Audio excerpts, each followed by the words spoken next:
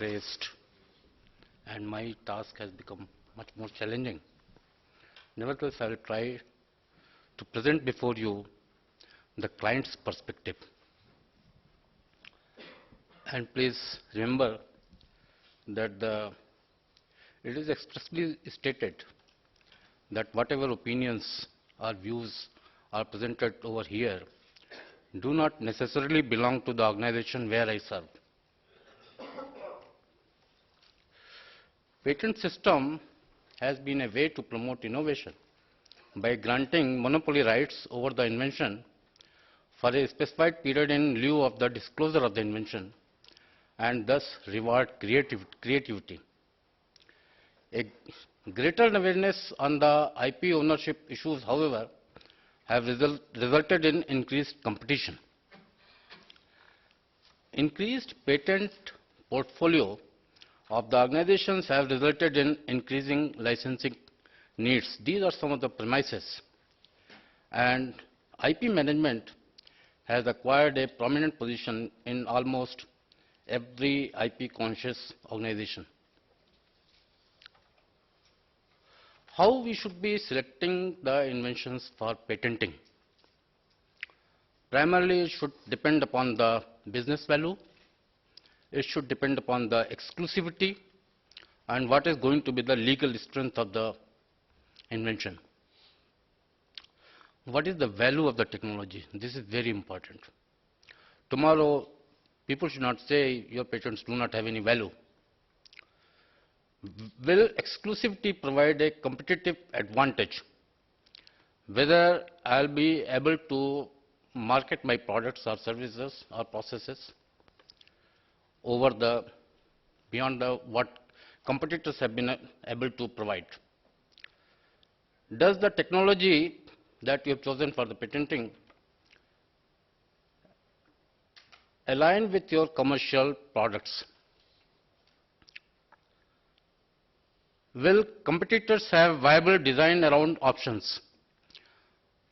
These are some of the issues, very major issues. Whether competitors will be able to detect the infringements, and what is the novelty over prior art. An innovation strategy without an IP strategy is a very bad risk management. This realization has come to us. Probably it has taken a lot of time. Align IP portfolio with IP strategy and priorities. Maybe we can sort out the patents according to their utility, importance, and potential value.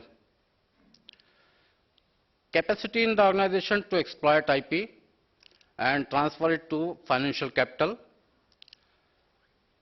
and create and acquire IP to enhance your patent portfolio. There has been a marked shift in the profile of IP people.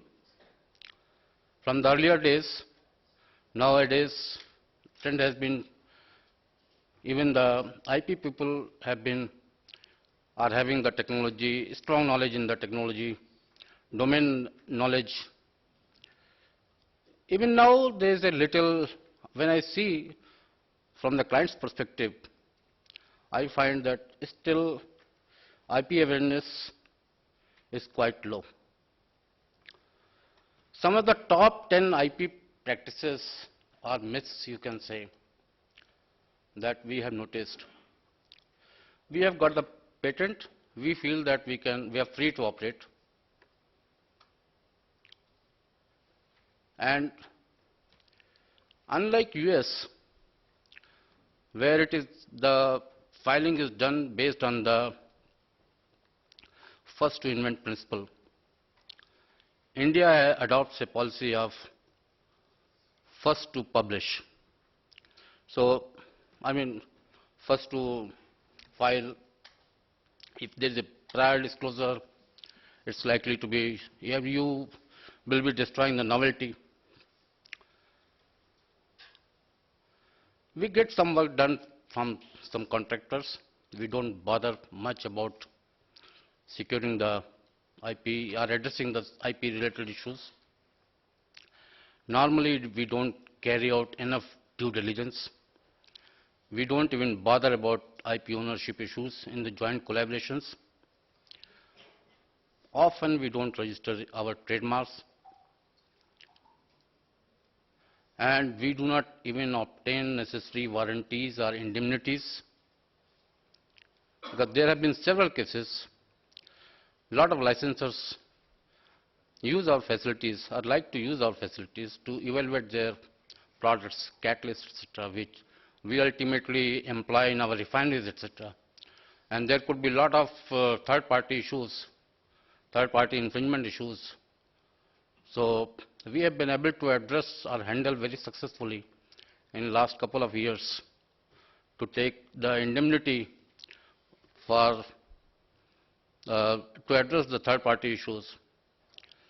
And normally in the intra-group licenses, there is not enough documentation. Some of the practices, a lot of myths. What should be a IP goal?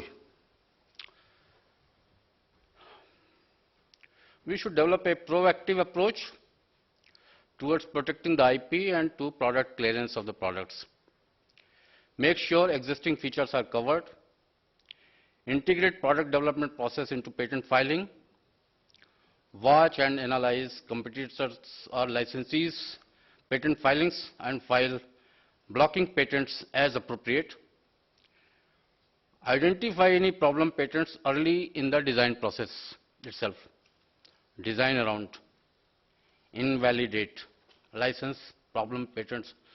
These are some of the issues we try to understand, to identify, to list out what we should be doing. And believe me, it has taken more than a year for me to understand. What should be the standard? Now, why patents are important? What is the standard for getting a patent? We all know it should be novel, non-obvious to a person skilled in the art. It should have industrial exploitability. And what you get is, somehow in this country, we have been imparted reverse teachings. We have been told patent means you have got the patents, you can practice your invention. Nobody in the open forums told us that actually it is the right to exclude others from the invention. And it's not a right to use the invention. Now, what exactly you give up when you are in the process of getting a patent? You have to teach others how to make and use the invention. Many of the government departments and PSUs even, and even private sector also, they have a tendency to keep everything as a trade secret.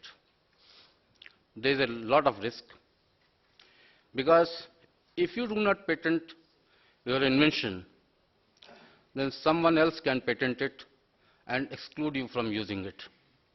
That is the risk.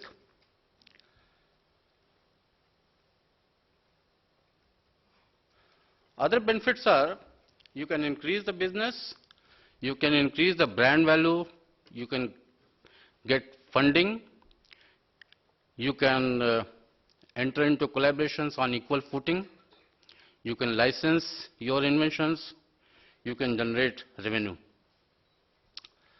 Now I have tried to explain, to elaborate in very simple words.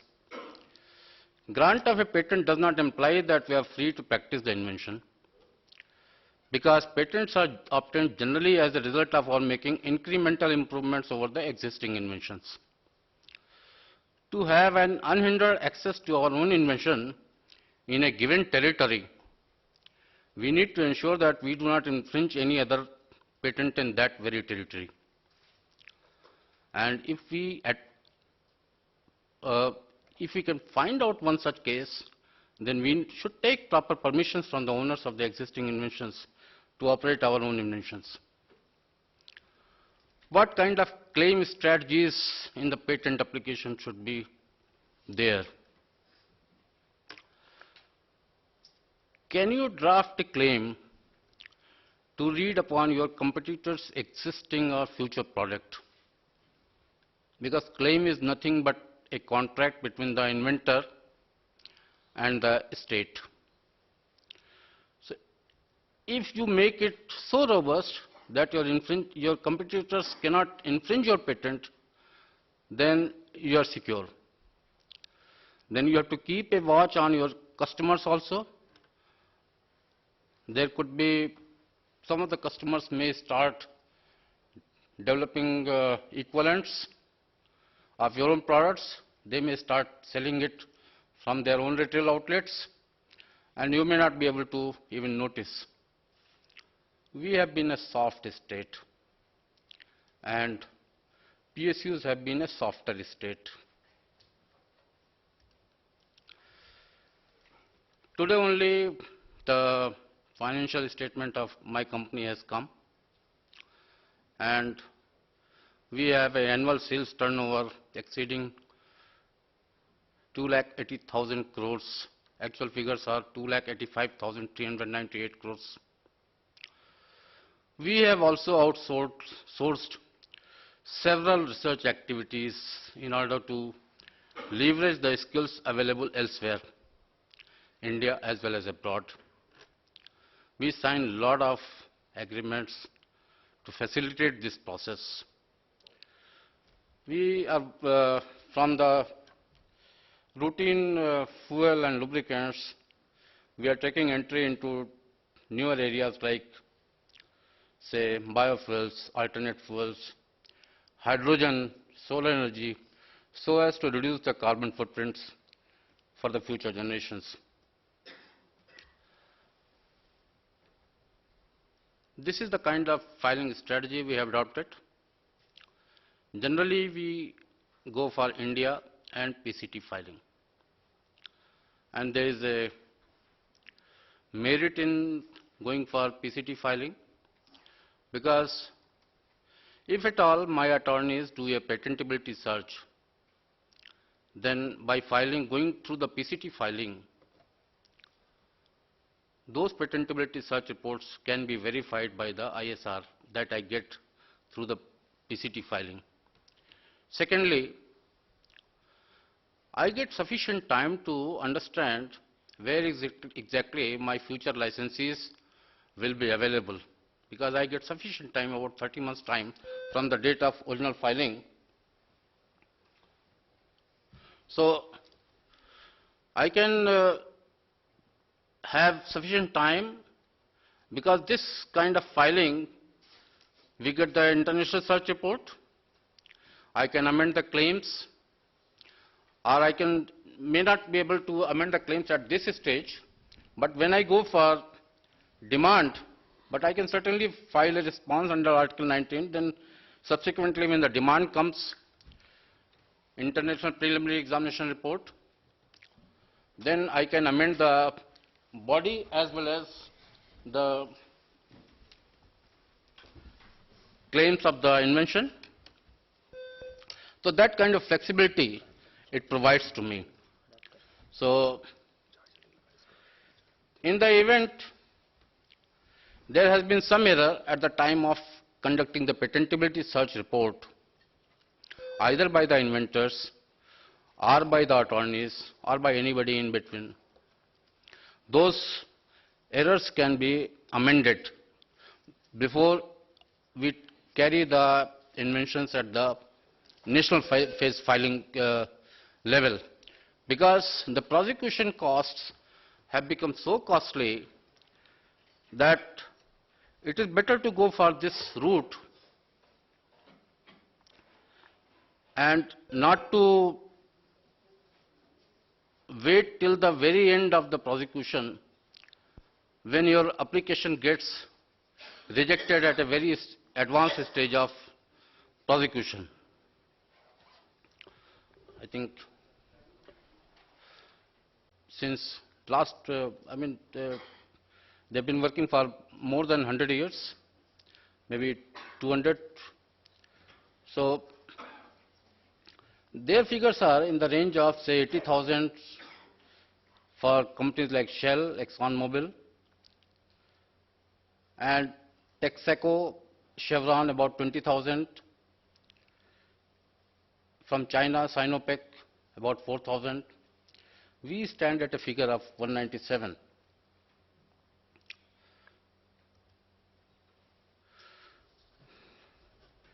We have been impressed very much with the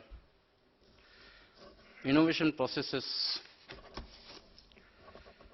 that have been described in the country by many innovation companies, and we have tried to prepare this particular transparency, that if we just double the pace of innovations every year, say our current cumulative inventions are 90, and almost every year the figure is around 20, 22, 18, like that. And if we increase the innovations, pace of innovations every year, say if we start in 2010 at 50 inventions, 2011 100, 2012 200, in 10 years' time, if such a process is sustainable, if such a process can be achieved, then this is the kind of figure that can be achieved. There will be a lot of ifs and buts, say like resource constraints, limitations, all kind of things. We have planned to strengthen our cell to undertake various IP-related tasks to eventually turn itself into a strategic business unit. And accordingly, we have thought of focusing our activities on such as gap analysis of our existing infrastructure and personnel, with emphasis on IP audit, IP watch, IP valuations followed by their commercialization, innovation-driven new inventions involving massive design around exercises to prepare future-proof inventions, enforcement of our IP rights, strengthening the IP portfolio, and all other allied activities.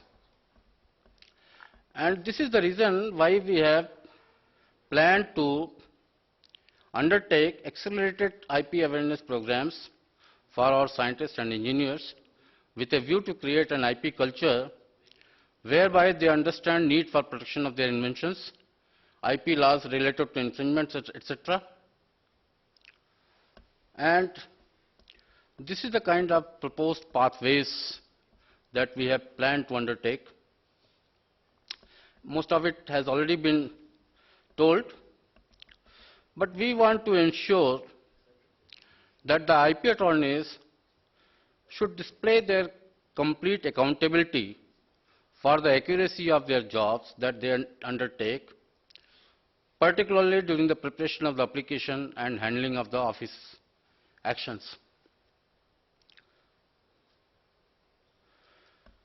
Now, this is a copy of a real photograph, which is very interesting to read, and Nonit made a mention of it, that in 1876, Thomas Edison set a goal to have one major invention every 6 months and one minor invention every 10 days.